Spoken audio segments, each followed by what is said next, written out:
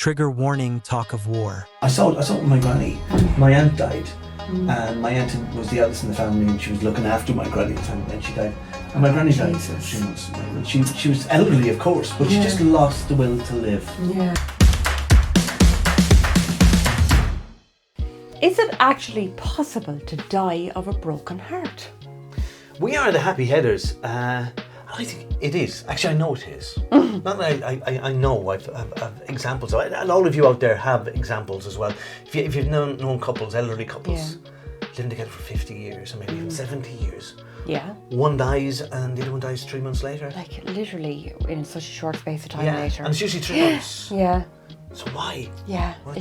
It's amazing, isn't it? Like how that can happen.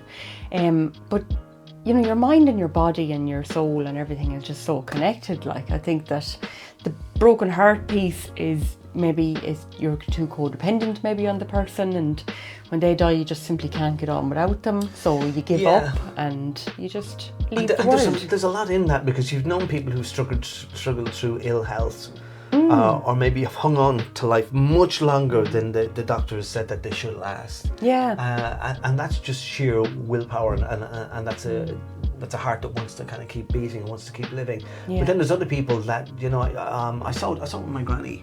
My aunt died, and my aunt was the eldest in the family, and she was looking after my granny at the time, and she died.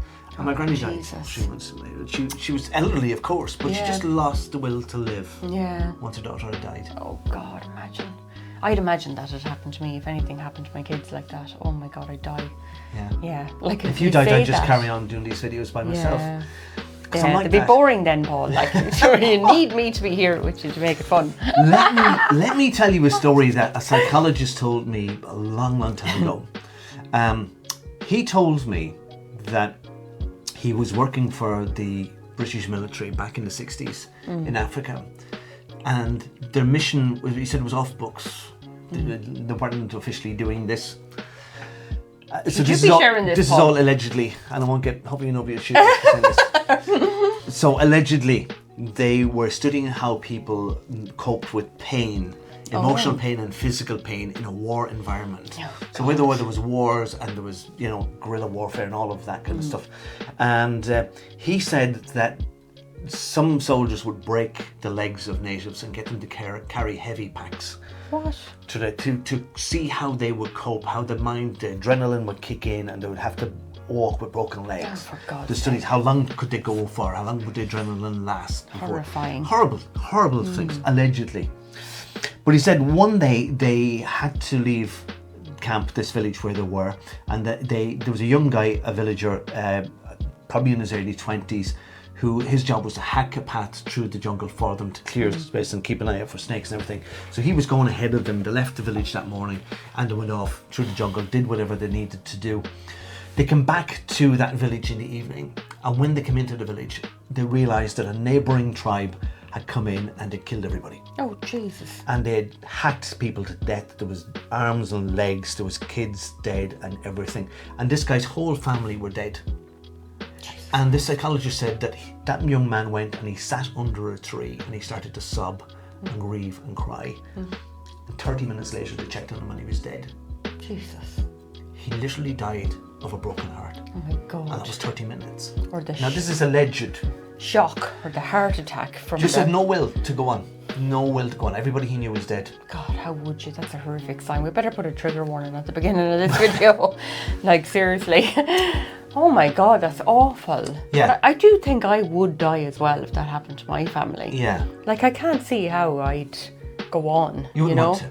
I wouldn't want to. Yeah, so you lose the will to live. Yeah, absolutely. And when I'm explaining how the mind affects the body, some people kind of, they balk and say, what do you mean the mind? But they do, and back in the day, way back, way before religious intervention, like medicine was a kind of holistic thing, and sometimes it was kind of a spiritual hocus pocus thing as well. But then it got separated into medicine for the body versus medicine for the mind.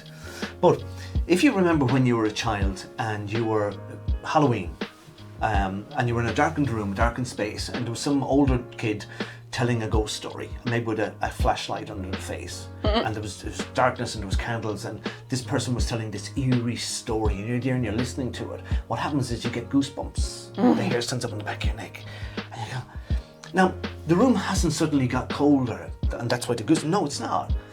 Your body's having a physical reaction to what you're listening to. So the body is affected emotionally by a psychological stimulus. Yes. And this happens all the time. All the time. Yeah. Even with memories that you would have, like real memories that happen as well, the body can go into a state of shock like it was before, in a bad memory, for example. Yeah. And start to shake. Because the body stores it. All of that, yeah. There's a book by Basil van der Kolk, and he talks about the body keeps the score then as well. It's really interesting, about how your body physiologically reacts to memories you've had in the past. But it's the same as you're talking about, even if you're watching a film on TV, the music gets really eerie all of a sudden, and you're like, oh God, what's going to happen? Yeah. Din, din, din. Yeah. It scares the life out of you, Now, the thing is that most of us, all of us, are going to encounter death in life. We're going to lose somebody. Death and taxes. Yeah. And it's going to go hard in you. And sometimes you might feel, whatever people checking out, suicide, or if you just feel that you lose the will to live. When you go to grief counselling or talk to somebody, even a friend about grief, the thing is that to recognise how hard it has hit you, but realise that over time that feeling will get less and less and less. So if you said to somebody, there'll come a day when you won't grieve, they'll reject that because they want to hold on to the grief. It's appropriate, and they can't imagine being any other way. But I remember grieving over the loss of my brother. But then one day I realised, oh my God, I haven't thought of Ray today. And I felt guilty. I go, oh, no, this is natural. This is like, my mind is moving beyond this phase of grief. Like, you'll never forget. No, you don't. Of course not. You feel not as bad. And then you can learn to contextualise it and realise, well, actually, I'm going to lose a lot of people over the course of my life. If I have tools and mechanisms to help me manage my way through this, then that'll be very, very useful for me. I remember having an elderly client many, many years ago, and something she said to me was so impactful, I'll never forget it. She said that everyone that knew her when she was a child was now dead. Like, she had just lost the last of her siblings, and there was nobody, all her friends that she had in her childhood, her parents, her siblings, they were all gone. I was just thinking, oh my God, that's such a lonely place to be. So that really the only people she had around her were people who knew her as an adult, Yeah, or that experience walking through a graveyard, and you know more people in the graveyard. Yeah, than you do. You go, oh. In your neighbourhood. Oh, scary. Yes, it's a bit strange one, all right, yeah. But I do think that people become so used to each other that they do become enmeshed or a part of each other, so part of you does that. Absolutely. So I do think you lose a part of yourself, and depending on how greatly connected you are with the person who died, I suppose is how great the outcome of that is, or the impact it has on your heart. Yeah. And then there's the opposite of that, just for a little bit of levity before we leave you on the somber note. Yes. The couple's living together, and the one is waiting for the other to die. So they can have a few good years on their own. Or people would say at the funeral, she has a bit of peace without him now. Yeah. He was never out of the pub. Or something like, or she was constantly nagging him. She never left him alone. He's a bit of peace and quiet now. He is a bit of quiet. She could come back and haunt him. Jesus Christ, or he might get a bit of peace in his head. But I remember watching this other terrible film, actually, Bad Grandpa, it's called. Johnny Knoxville. Yeah, go on. Oh, for the love of God. And he dressed up as an old man, and he was selling off stuff in the house, and he was telling the people coming in that she died of vaginosis. Oh my God, it was horrendous. And people were kind of looking at him going, oh my God, is he serious or what's he going on about? And then he's there, I can't wait to exercise old Leroy down here. He hasn't gotten out in 20 years. And people are horrified because they're like there at the funeral and this kind of stuff, and he's talking about this. They're like, oh my God. Anyway. On that note. Yes. We are the Happy Headers. Like us, subscribe to us. We're heading towards 1,000 subscribers. And each and every subscription makes us feel better. It's good for our ego, lads. It's great for the old ego. Talk to you soon. Hit that subscribe button.